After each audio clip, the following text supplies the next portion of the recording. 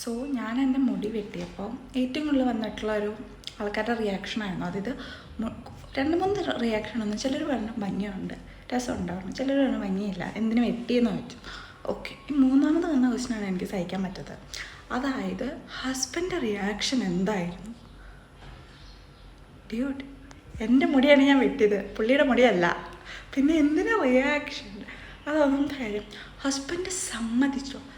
Again എൻ്റെ husband സ്വന്തം മുടി വെട്ടാൻ പോകുമ്പോഴോ, ട്രിം ചെയ്യാൻ പോകുമ്പോഴോ, സ്റ്റൈൽ ചെയ്യാൻ പോകുമ്പോഴോ, ഹെയർ പരീക്ഷണങ്ങളോ താടിയിലോ മീശയിലൊക്കെ പരീക്ഷണങ്ങൾ ചെയ്യുമ്പോൾ എൻ്റെ പെർമിഷൻ ചോദിച്ചിട്ടല്ല ചെയ്യാറുള്ളത്. എന്തെങ്കിലും അഥവാ ചെയ്ത് വന്നു കഴിഞ്ഞാലും ഞാൻ വീട്ടിൽ നിന്ന് പുറത്താക്കിയ ഫുഡ് കൊടുക്കാതിരിക്കുക ചെയ്തിട്ടില്ലെന്നവർ എനിക്കിഷ്ടമായാലും ഇഷ്ടമായില്ലെങ്കിലും. പിന്നെ എന്തുകൊണ്ട് അങ്ങനെ ഒരു ക്വസ്റ്റ്യൻ?